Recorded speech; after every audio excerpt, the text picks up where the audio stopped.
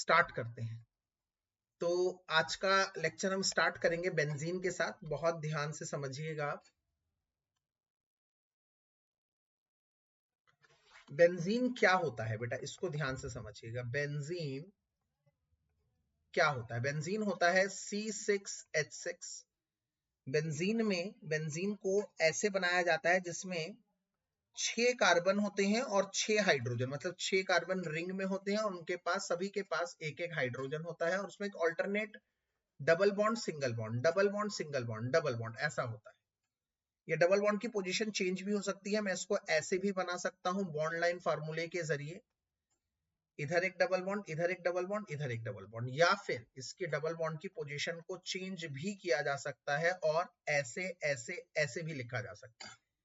तो इसमें एक से अधिक पॉसिबिलिटी है और हम अच्छी तरह से जानते हैं जिस कंपाउंड के एक से अधिक स्ट्रक्चर होते हैं उसको हम क्या कहते हैं? जिस कंपाउंड के एक से अधिक पॉसिबल लुईस डॉट स्ट्रक्चर होते हैं उसको हम क्या कहते हैं?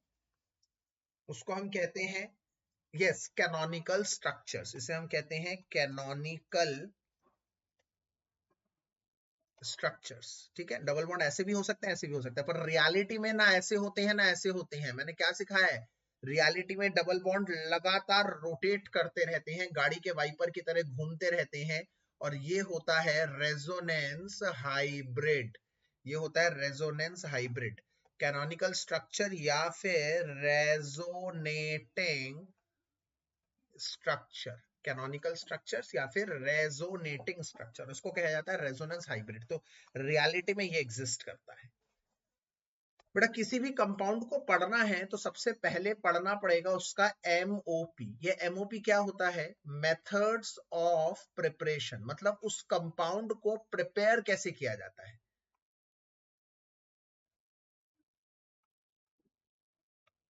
मेथड्स ऑफ प्रिपरेशन, कैसे बनाते हैं हम उस कंपाउंड को, कैसे बनाएंगे। तो आइए देखते हैं बेंजीन को बनाने के 4 तरीके जो हमारे सिलेबस में है। पहला तरीका, फ्रॉम एरोमेटाइजेशन ऑफ एनहेक्सेन, मतलब एनहेक्सेन का एरोमेटाइजेशन।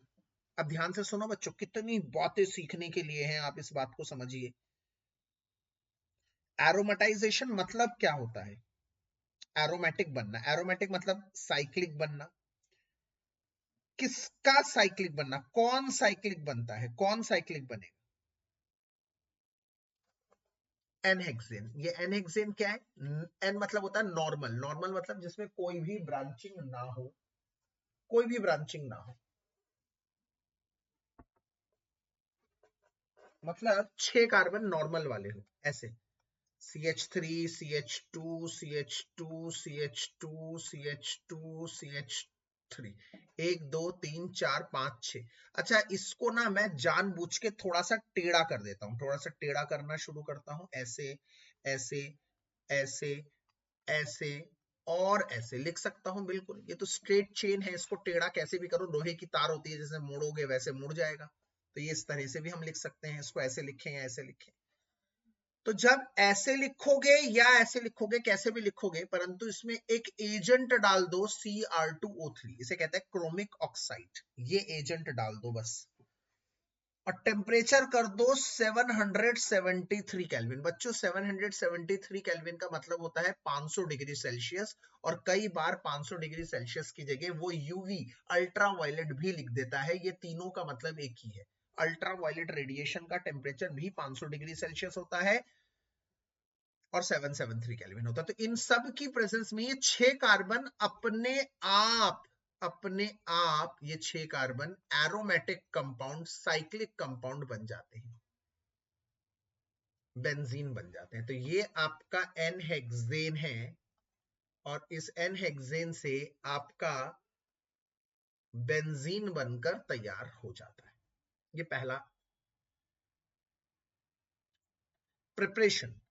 ध्यान से समझिए, हम क्या कर रहे हैं, हम लोग बेंजीन को पढ़ रहे हैं। बेंजीन को पहले मैंने समझाया बेंजीन क्या होता है, फिर बेंजीन को कैसे प्रिपेयर कर सकते हो आप बेंजीन को अलग अलग किन रिएक्शन के जरिए बना सकते हैं? तो पहली रिएक्शन है एन हेक्सेन का एरोमेटाइजेशन। मतलब एन हेक्सेन लिया, उसमें एक एजेंट, एक कैरियर डाला जिसने हाइड्रोजन्स को रिमूव कर दिया। देखो आप खुद सोचो, एन हेक्सेन में कितना हाइड्रोजन था आपका मोटा मोटा? C6H14, और बेंजीन में कितना होता है? C6H6। तो आप खुद समझो, आप खुद समझिए, 14 हाइड्रोजन थे, अब 6 हाइड्रोजन रह गए, 8 हाइड्रोजन का रिमूवल हुआ है, रिमूवल। तो इसने दरअसल क्या किया, क्या है Cr2O3 ने बॉस? Cr2O3 ने दरअसल कैरियर कैसा है? रिमूवल ऑफ हाइड्रोजन करने वाला। और रिमूवल ऑफ हाइड्रोजन आपको पता है क्या होता है? कौन मुझे बताएगा? मतलब क्या हुआ है इसका? ऑक्सीडेशन। और ऑक्सीडेशन करवाने वाला क्या होता है? Yes, oxidising agent. तो ये है एक ऑक्सीडाइजिंग एजेंट जिसने ऑक्सीडाइज करा है, जिसने रिमूवल ऑफ हाइड्रोजन करा है, और 8 हाइड्रोजन रिमूव करके एन हेक्सेन को, नॉर्मल हेक्सेन को, बिना ब्रांचिंग वाले हेक्सेन को बेंजीन बना दिया है। दूसरी रिएक्शन पे चलते हैं बच्चों। दूसरी रिएक्शन कौन सी है? दूसरी रिएक्शन है from decarboxylation of benzoic acid।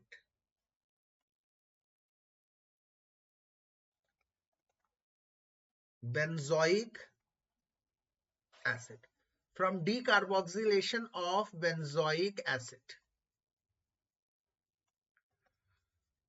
अब आप मेरी बात को समझिए, डीई का मतलब होता है रिमूवल, और कार्बोक्साइल ग्रुप का मतलब होता है सीओओ ग्रुप। तो सीओओ ग्रुप का रिमूवल, सीओओ ग्रुप रिमूव हो गया, उसे हम कहते हैं डीकार्बोक्साइलेशन। तो पहले तो हमें समझना पड़ेगा बेंजोइक एसिड क्या होता है। जब बच्चों बेंजोइक, बेंजीन में COOH जुड़ता है, COH, बेंजीन में COOH एसिड ग्रुप जोड़ देते हैं, तो उसे हम कहते हैं बेंजोइक एसिड। ठीक है। अब इसमें हम अगर NaOH डाल दें और CaO डाल दें, NaOH क्या होता है? सोडियम हाइड्रोक्साइड, और CaO होता है कैल्शियम ऑक्साइड। ये दोनों ही बेस है, बेस की प्रेजेंस में क्या होगा? ये COO ग्रुप उड़ जाएगा। ये COO ग्रुप उड़ जाएगा तो बेंजीन रह जाएगा, जिसकी एक वैलेंसी खाली रह जाएगी यहाँ पर, और वो हाइड्रोजन यहाँ आके लग जाएगा। हाइड्रोजन, ये वाला हाइड्रोजन इस बेंजीन की, जैसे ये CO ग्रुप जाएगा तो बेंजीन की वैलेंसी खाली हो जाएगी, हाइड्रोजन इधर आके लग जाएगा। तो जब हाइड्रोजन लग जाएगा तो ये बन जाएगा। अब इस हाइड्रोजन को दिखाओ या ना दिखाओ, इसका मतलब लगा हुआ है। इस ऐसे लिखना, ऐसे लिखना तो भी हाइड्रोजन लिखा हुआ है, ना लिखना तो भी हाइड्रोजन लगा हुआ है। ये आपको समझना है, क्योंकि बॉन्ड लाइन फार्मूले में कभी भी हाइड्रोजन को अलग से दिखाया नहीं जाता। ठीक है, इस बात को ध्यान रख लीजिएगा। ये बन गया है आपका बेंजीन, ये बन गया आपका बेंजीन। अब अगर आपको ये समझना है रिएक्शन कैसे हुई है, तो मैं आपकी थोड़ी मदद कर सकता हूं, इन डेप्थ बता रहा हूं आपको थोड़ा सा कॉम्पिटिटिव एग्जाम के लिए इसका मैकेनिज्म। मैकेनिज्म मतलब ये रिएक्शन हुई कैसे। किसी भी रिएक्शन के मैकेनिज्म को जानने का मतलब है वो रिएक्शन की डिटेलिंग को जानना, कि वो रिएक्शन एक्चुअली में कैसे प्रोग्रेस हुई। तो देखिए, सबसे पहले क्या होता है, पहले स्टेप में हम लोग बेंजोइक एसिड लेते हैं और उसमें NaOH लेते हैं। तो ये बेंजोइक एसिड एक एसिड है और NaOH एक बेस है। तो क्या होगा, एक एसिड और बेस डालेंगे, तो हमें बचपन से पढ़ाया जाता है एसिड और बेस क्या करेंगे? एसिड देगा H, yes, salt plus water, very good. ये एसिड देगा H प्लस और बेस देगा OH। तो ये बन जाएगा बचा हुआ अमाउंट COONA बन जाएगा, CONA, और उसके साथ निकल जाएगा H2। इसे कहेंगे हम सोडियम बेंजोइट, इसे कहा जाएगा सोडियम बेंजोइट। ठीक है, ये बेंजोइक एसिड था और इससे बन गया सोडियम बेंजोइट। इधर भी लिख सकते हैं आप, H2 को इधर प्लस करें या इधर माइनस कर दें, आपको समझना पड़ेगा, दोनों का मतलब एक है। उधर से प्लस करो, इधर से माइनस करो, दोनों का मतलब एक है। ये सॉल्ट बन गया, सोडियम बेंजोइट सॉल्ट। अब आता है दोबारा से जब इसमें NaOH आप डालोगे, है?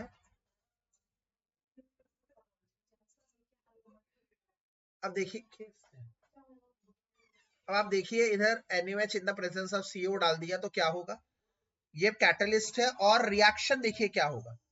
रिएक्शन होगा, Na जाएगा इस पूरे के साथ और क्या निकलता हुआ नजर आ रहा है बताइए, निकलता हुआ नजर आ रहा है, हमें क्या निकलता हुआ नजर आ रहा है, Na दो है, Na दो है, C एक है, O एक दो तीन, तो ये बन गया Na2CO3, इसे कहते हैं सोडियम कार्बोनेट। ये निकल गया तो क्या बचा, एक H बच गया, एक H इधर लग गया, एक H इधर लग गया, तो हाइड्रोजन लग गया, मतलब बेंजीन बन गया। आप ध्यान से इस मैकेनिज्म को देखिए कि कैसे ये एक्चुअली में, ये कैसे ये एक्चुअली में रिएक्शन प्रोसेस हुई, कैसे रिएक्शन एक्चुअली में प्रोसेस हुई, इसको ध्यान से देखिए। ठीक है, 1 मिनट का पॉज टाइम दे रहा हूँ।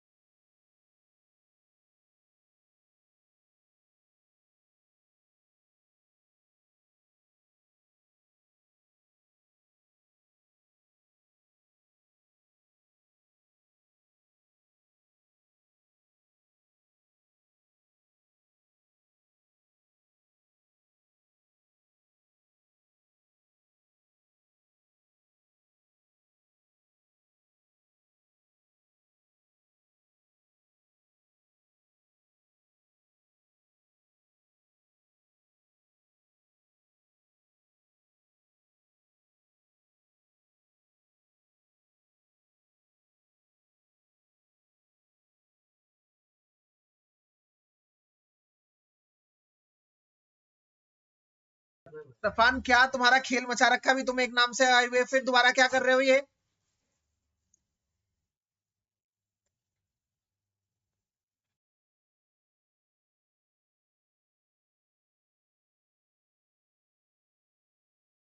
म्यूट करिए और देखिए इस रिएक्शन को जो लिखा है सामने।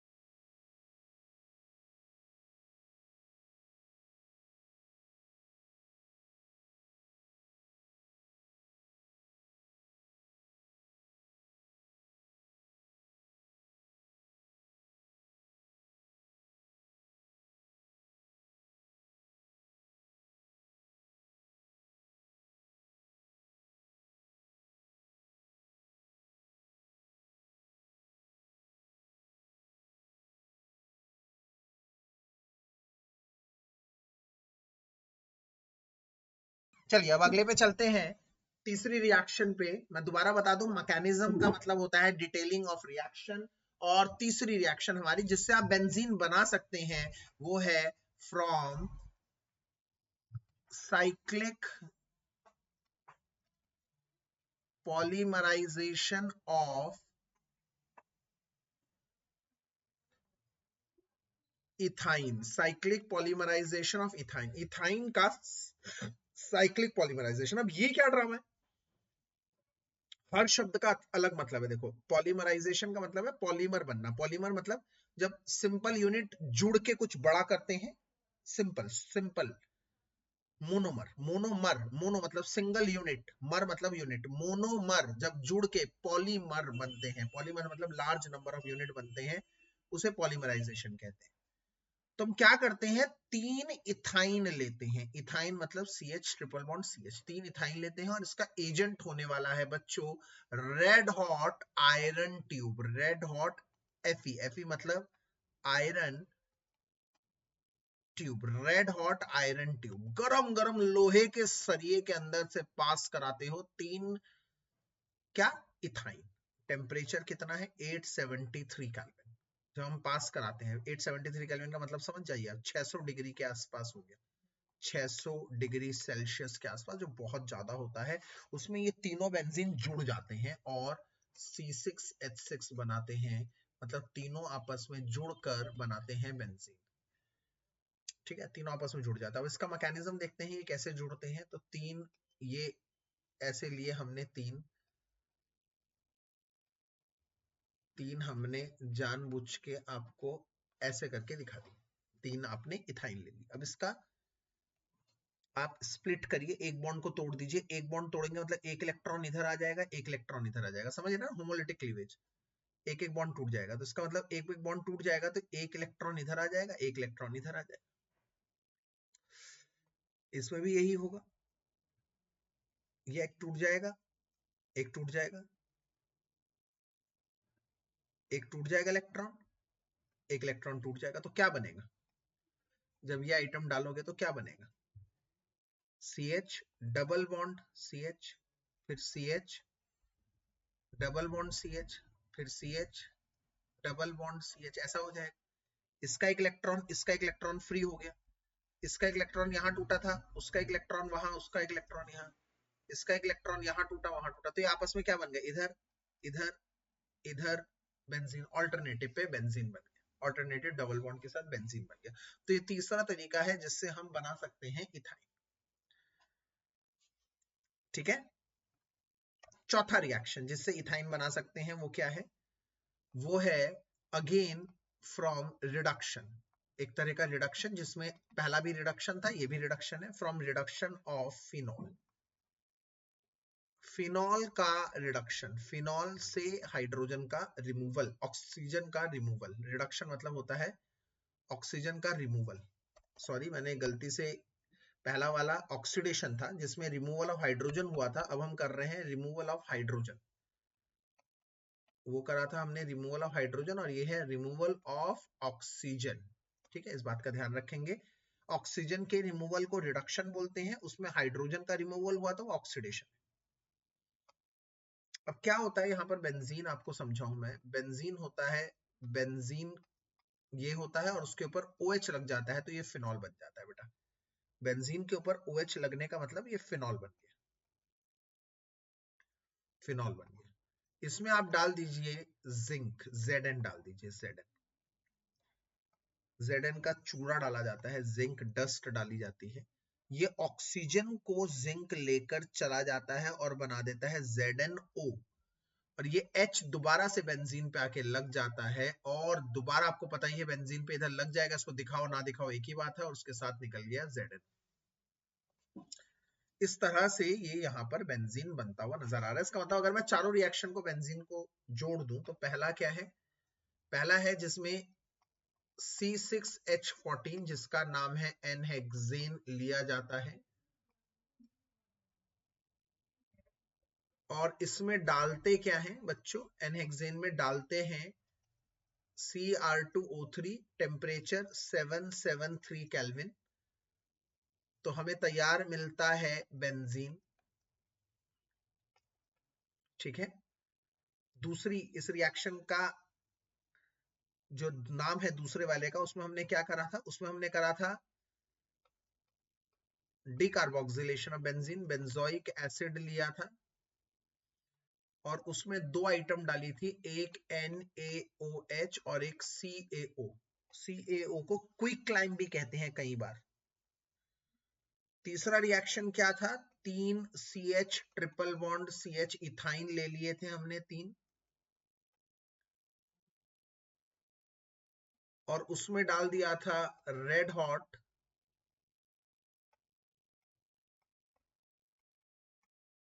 Fe ट्यूब 873 केल्विन टेम्परेचर पर,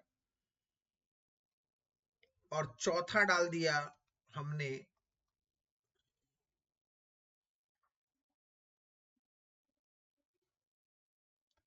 फिनॉल। बेंजीन के ऊपर OH लगा होता है तो उसे फिनॉल बोला जाता है। और उसमें क्या डाल दिया बच्चों हमने, उसमें हमने डाल दिया Zn, जिंक। ठीक है, अगर मैं रिएक्शन के नाम लिखूं तो पहला क्या था, पहला था एरोमेटाइजेशन, एरोमेटाइजेशन ऑफ N-हेक्सेन, एरोमेटाइजेशन ही काफी है। दूसरा वाला क्या था, डीकार्बोक्सिलेशन। तीसरा था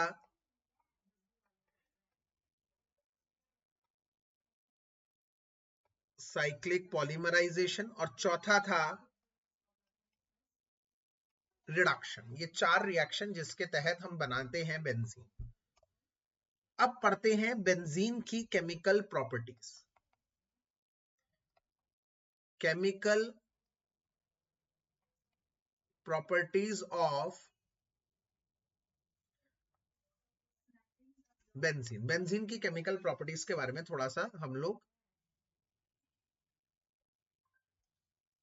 बात करते हैं। तो बेंजीन की केमिकल प्रॉपर्टीज में एक बड़ी इंपॉर्टेंट बात बता रहा हूं। हमेशा याद रखना बेटा, बचपन में हमें पढ़ाया जाता है, अगर आपको नहीं पता तो मैं बता रहा हूं, सुन लो मेरी बात को अच्छी तरह से। क्या है कि हाइड्रोकार्बन की अगर मैं बात करता हूं ना, मतलब जो हाइड्रोजन और कार्बन से मिलके बनते हैं ये कंपाउंड्स हैं, तो ये 4 तरह के, बट असलियत में ये कंपाउंड 2 तरह के होते हैं। एक सैचुरेटेड, सैचुरेटेड मतलब सिंगल बॉन्ड, स्टेबल बॉन्ड, और दूसरे होते हैं अनसैचुरेटेड।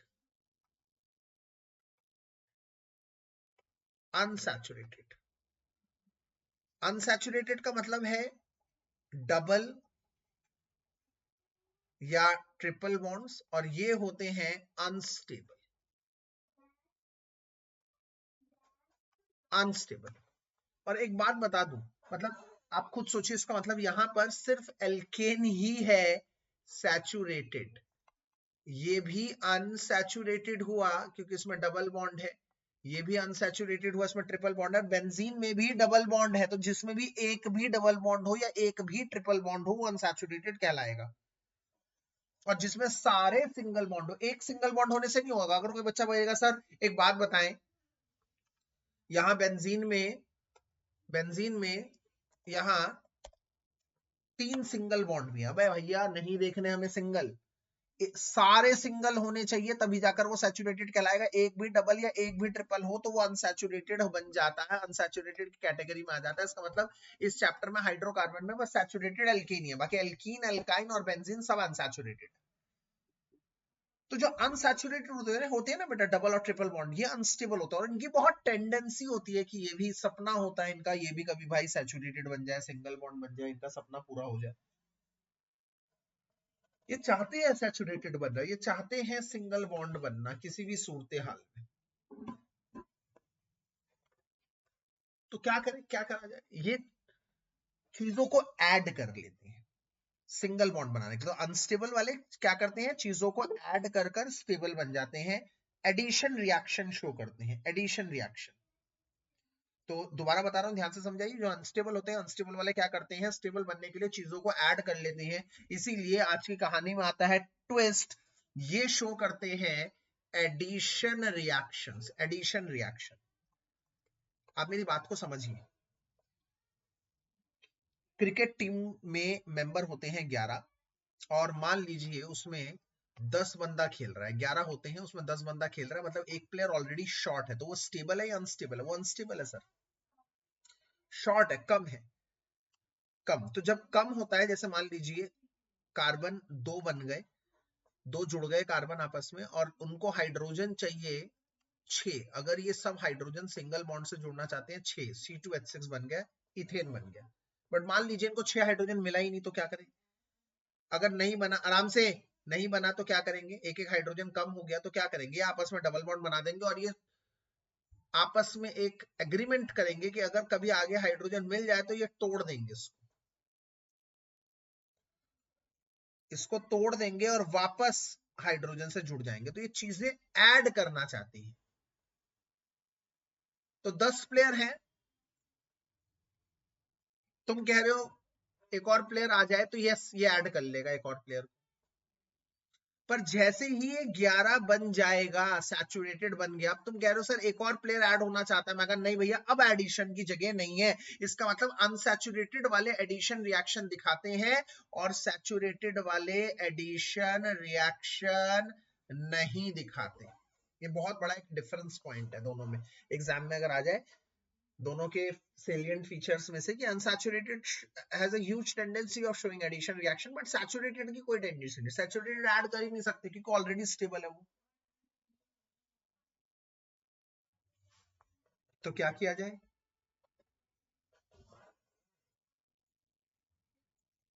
क्या किया जाए?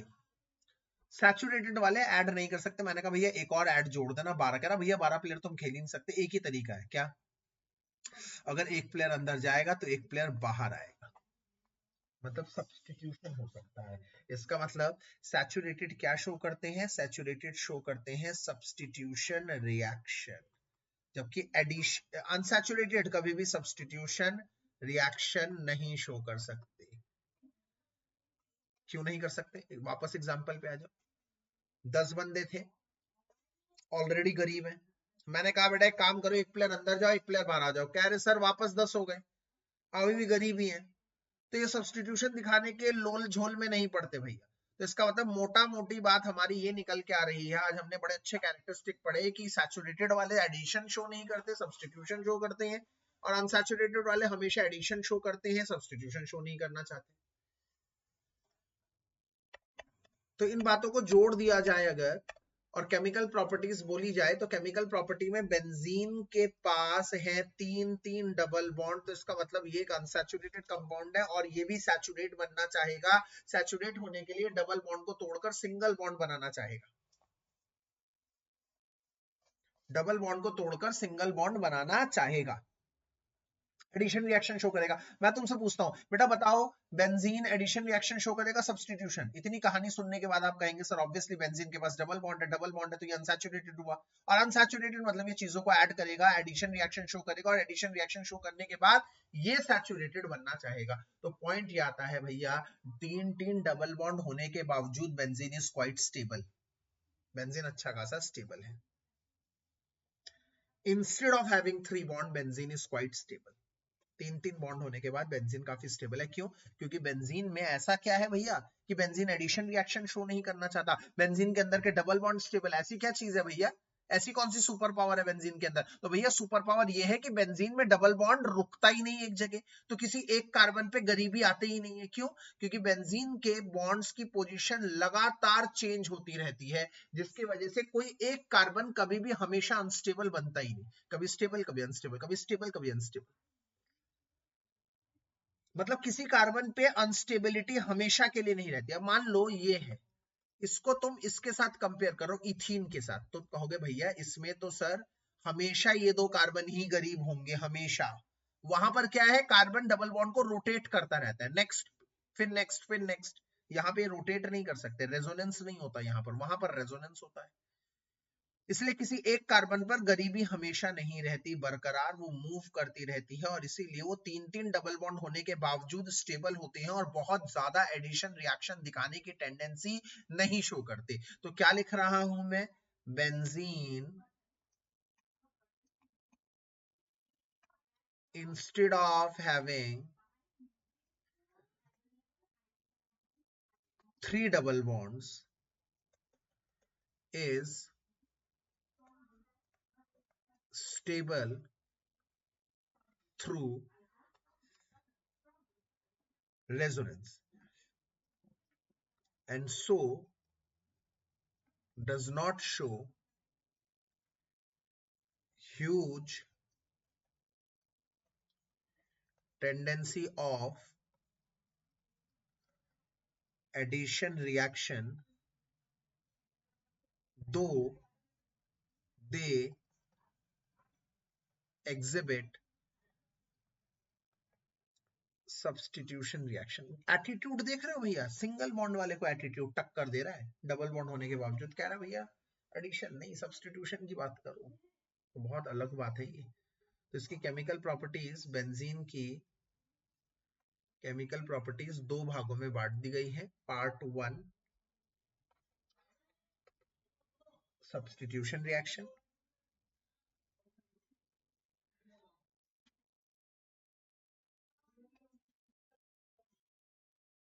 सब्स्टिट्यूशन रिएक्शन, और पार्ट 2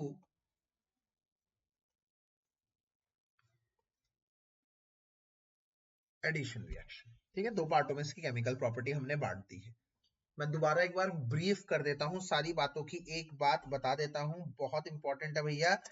बेंजीन एक अनसैचुरेटेड कंपाउंड है, अनस्टेबल है, बट ये इकलौते ऐसे कंपाउंड है, और जिसमें भी रेजोनेंस होगा उसमें भी ऐसा होगा कि जो डबल बॉन्ड अनसैचुरेटेड रेजोनेंस के थ्रू स्टेबल है वो एडिशन रिएक्शन इतना ज्यादा दिखाना पसंद नहीं करेंगे, वो स्टेबल हुआ करेंगे और वो हमेशा उल्टा सब्स्टिट्यूशन रिएक्शन दिखाने शो करने के गट्स रखते हैं। गरीब होने के बावजूद इसमें बहुत अपना टैलेंट है एक सब्स्टिट्यूशन रिएक्शन शो करने का। और किस तरह का सब्स्टिट्यूशन मैंने आप लोगों को पहले बता रखा है, जरा जीओसी के एकदम पहली क्लास में जाइएगा, जीओसी की क्लास में मैंने आपको बता रखा है कि ये सब्स्टिट्यूशन रिएक्शन किस तरह के होते हैं। 3 तरह के सब्स्टिट्यूशन होते हैं, एक फ्री रेडिकल सब्स्टिट्यूशन, एक इलेक्ट्रोफिलिक सब्स्टिट्यूशन, एक न्यूक्लियोफिलिक सब्स्टिट्यूशन।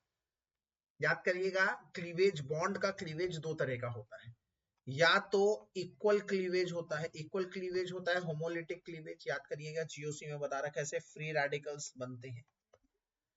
और अगर अनइक्वल क्लीवेज होता है, दोनों इलेक्ट्रॉन एक जना ले लेगा तो एक गरीब बनता है, एक अमीर बनता है।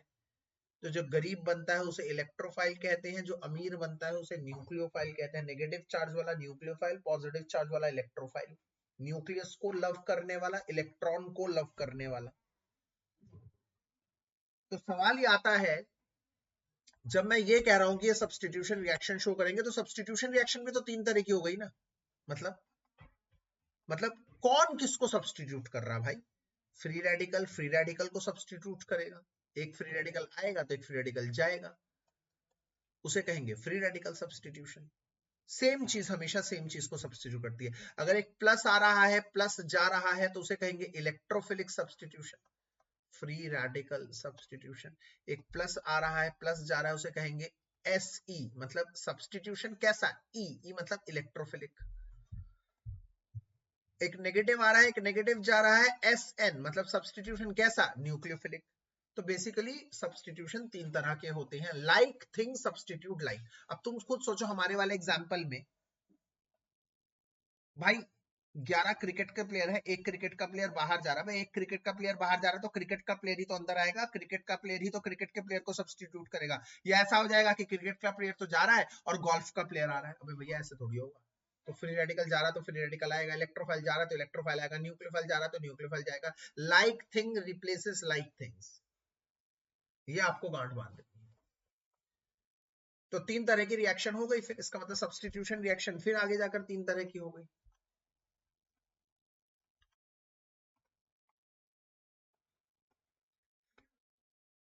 फ्री रेडिकल सब्स्टिट्यूशन,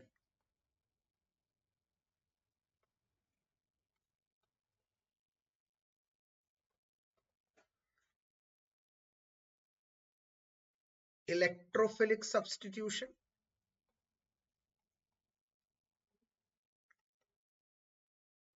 और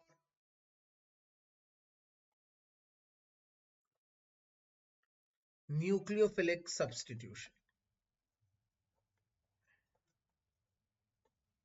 ये 3 तरह के सब्स्टिट्यूशन होते हैं। तो ये बेंजीन किस तरह की सब्स्टिट्यूशन देता है। अब एक बात बताओ, बेंजीन के पास, गरीब के पास है ही क्या, रखे हुए 6 कार्बन है और 6 कार्बन के पास 6 हाइड्रोजन है, तो रखा सुखा इसके पास हाइड्रोजन ही है सब्स्टिट्यूट करने के लिए। कार्बन तो जाएगा नहीं ऑब्वियसली, क्योंकि ऑर्गेनिक केमिस्ट्री कार्बन तो मेन, कार्बन कभी नहीं सब्स्टिट्यूट होगा भैया, याद रखना। कार्बन के पास के सब्स्टिट्यूट होंगे, साथ वाले सब्स्टिट्यूट होंगे, कार्बन से जो जुड़ा हुआ है वो सब्स्टिट्यूट होगा, कार्बन कभी सब्स्टिट्यूट नहीं हो सकता। तो कार्बन के पास रहे सहे 6 कार्बन के पास बेंजीन में 6 हाइड्रोजन है, तो हाइड्रोजन जाएगा तो कोई दूसरी चीज आएगी। हाइड्रोजन क्या होता है, हाइड्रोजन पॉजिटिव होता है, तो कोई हाइड्रोजन पॉजिटिव जाएगा तो पॉजिटिव आएगा। इसका मतलब पॉजिटिव का मतलब इलेक्ट्रोफाइल, इसका मतलब सारी बातों की एक बात, बेंजीन किस तरह की रिएक्शन दिखाता है, बेंजीन शोज सब्स्टिट्यूशन में भी, कौन सा सब्स्टिट्यूशन, इलेक्ट्रोफिलिक सब्स्टिट्यूशन रिएक्शन। तो बेंजीन क्या शो करता है, इलेक्ट्रोफिलिक सब्स्टिट्यूशन रिएक्शन शो करता है, एसई शो करता है। ठीक है, तो बेंजीन के पास, ओहो तो ज्यादा ही पढ़ लिया भैया।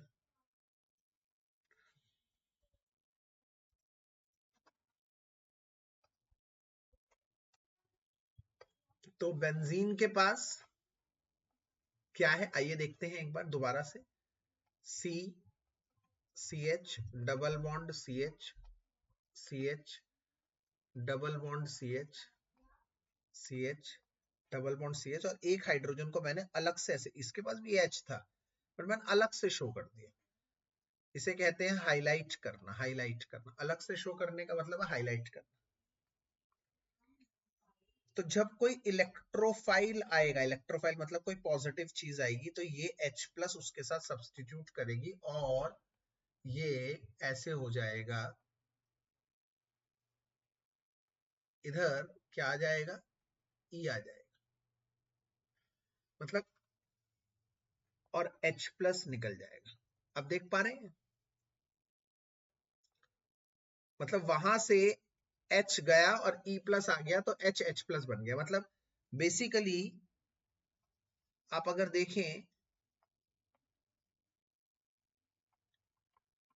तो येलो ने, येलो कलर का मैंने जानबूझ के इसको बनाया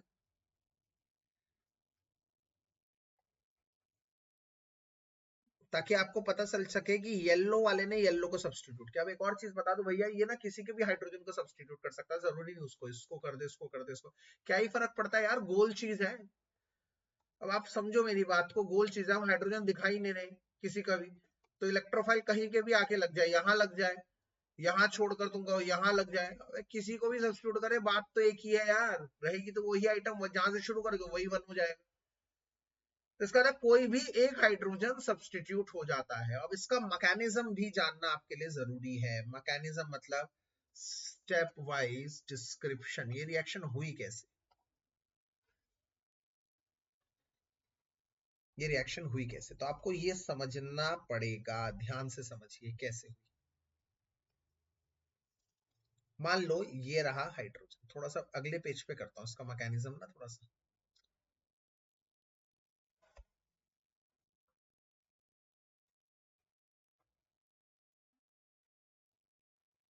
ध्यान से समझिएगा, एग्जाम में अलग से आएगा इसका मैकेनिज्म। इलेक्ट्रोफाइल आएगा तो पहले इलेक्ट्रोमेरिक इफेक्ट होगा, मतलब ये प्लस की प्रेजेंस में ये बॉन्ड टूटेगा, ये बॉन्ड मतलब जो कार्बन और कार्बन के बीच में, ये भी टूटेगा और प्लस माइनस में टूटेगा। एक अगर हेट्रोलिटिक क्लीवेज हुआ है तो आगे हेट्रोलिटिक क्लीवेज ही होंगे, आगे वाला बॉन्ड भी हेट्रोलिटिक क्लीवेज से ही टूटेगा। तो ये मर्जी है, ये दोनों इधर जाएंगे तो ये वाला कार्बन नेगेटिव बनेगा और ये वाला कार्बन बन जाएगा पॉजिटिव, क्योंकि इससे बॉन्ड चला गया, उसके पास बॉन्ड आ गया। भैया बता दूं, ये मैं उल्टा भी कर सकते थे, मर्जी है आपकी। ये बॉन्ड इधर आ जाएगा तो बॉन्ड जहां आएगा इलेक्ट्रॉन वहां चला जाएगा, दूसरा वाला गरीब हो जाएगा। बट मैं जानबूझ के इसका उल्टा दिखाऊंगा, क्योंकि मैंने हाइड्रोजन इसको शो किया, जिसके हाइड्रोजन को शो करो कोशिश करो कि उसी के पास नेगेटिव चार्ज है, ये ऐसा, जिसके हाइड्रोजन को शो करो, ऐसे कोई फर्क नहीं पड़ता तब भी।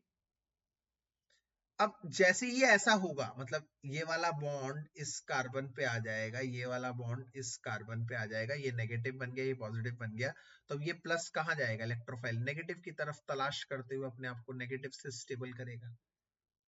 तो क्या हालात हो जाएंगे, जरा हालात को एक बार चेक करते हैं। हालात ये है कि इधर हाइड्रोजन है, इधर अब इलेक्ट्रोफाइल भी आ चुका है, इधर हाइड्रोजन तो है ही है और इस कार्बन पे इलेक्ट्रोफाइल भी अब जुड़ चुका है और प्लस और माइनस से वो न्यूट्रल हो गया। ये वाला बॉन्ड एज इट इज बना हुआ है, ये वाला बॉन्ड एज इट इज बना हुआ है और इस कार्बन पर आ गया है प्लस। देख लीजिए, एक बार चेक कर लीजिए पहला स्टेप। बॉन्ड उधर शिफ्ट हुआ, उस कार्बन पे नेगेटिव चार्ज आया, उसके नेगेटिव चार्ज को देखकर इलेक्ट्रोफाइल का पॉजिटिव उधर भागा, तो वो प्लस माइनस न्यूट्रल हो गया, बट ये प्लस एज इट इज रहेगा। ये हुआ इलेक्ट्रोफाइल आ गया। अब देखते हैं कैसे होगा आगे। थोड़ी देर बाद ये कार्बन कहेगा अगले कार्बन से, यार कार्बन मुझे भी थोड़ा सा स्टेबल होने का मौका दो, अब एक काम करो बॉन्ड को आगे शिफ्ट कर दो। अब जैसे ये बॉन्ड आगे शिफ्ट होगा, ध्यान से देखिए, ये बॉन्ड इधर शिफ्ट हो जाएगा।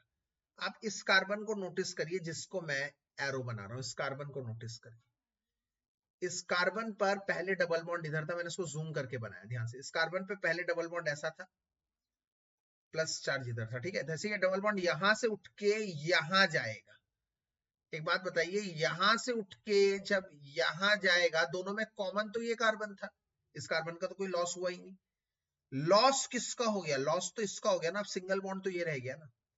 तो इसका मतलब मैं क्या कहना चाहता हूं, जैसे ही ये बॉन्ड इधर जाएगा, अगले रेजोनेटिंग स्ट्रक्चर को बहुत ध्यान से देखिएगा, ध्यान से देखिएगा अगला स्ट्रक्चर कैसे बना। जैसे ये बॉन्ड उधर जाएगा, देखो यहाँ एज इट इज, ये एज इट इज बनाया मैंने, इसमें कोई झोल नहीं है। जैसे ये बॉन्ड उधर जाएगा, ये बॉन्ड उधर चला गया। इस कार्बन का तो कुछ नहीं बिगड़ा भैया, ये तो पहले भी डबल बॉन्ड इधर था, अब ये डबल बॉन्ड इधर है, ये तो कॉमन है। बिगड़ा तो इस कार्बन का, प्लस तो इस कार्बन पर आ गया, बिल्कुल। अब कुछ देर बाद क्या होगा, ये वाला बॉन्ड इधर आ जाएगा, थोड़ी देर बाद, कुछ देर बाद आ जाएगा, तो फिर इस कार्बन का कुछ नहीं बिगड़ेगा। क्यों? क्योंकि ये तो कॉमन है। दोबारा से ध्यान से देखिएगा, दोबारा जो बना रहा हूं इसमें फोकस करिएगा।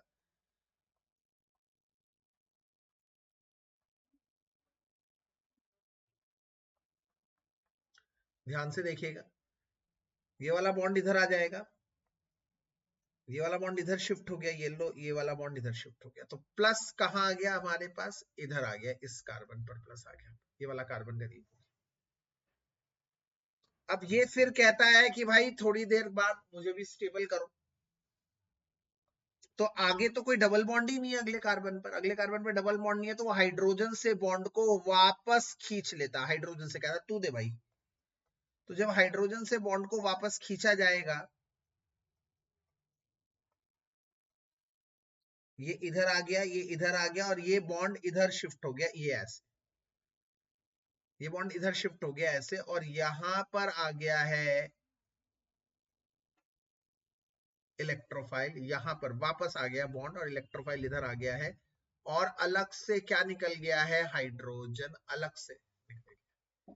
तो इस तरह से ये रिएक्शन जैसे हुई थी ना, कैसे देखो, ई वहां पे गया और एच निकला, ये इतना आसान नहीं था, इतने सारे स्टेप के तहत देखो ई आया और एच चला गया, मतलब बीच में ई और एच दोनों थे, धीरे धीरे करके शिफ्ट हुआ। मतलब कुछ ऐसा था, मान लो 4 कुर्सियां थी, चारों पे बंदे बैठे हुए थे, एक बंदे ने कहा थोड़ा शिफ्ट हो जाओ, अगला बंदा यहाँ शिफ्ट हुआ, फिर अगला बंदा यहाँ शिफ्ट हुआ, फिर वो वाला बंदा यहाँ शिफ्ट हुआ, और जो आखिरी में था वो बंदा गिर गया।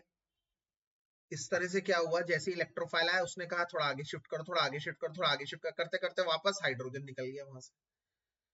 तो इस तरह से ये है mechanism of substitution reaction.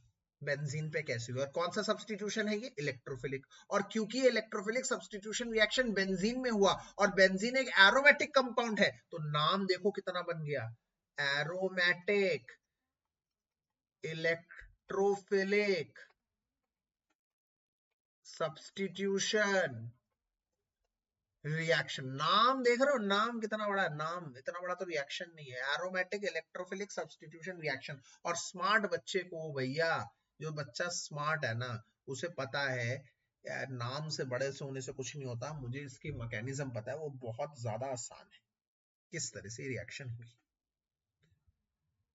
Mechanism किस तरह से हुआ, ये मैंने आप लोगों को बता दिया। बाकी रिएक्शन मैं आप लोगों को नेक्स्ट क्लास में बताऊंगा, क्योंकि आज बहुत सारा काम हो गया। अच्छा खासा। ठीक है, इसको प्लीज आप लोग एक बार अच्छी तरह से देख भी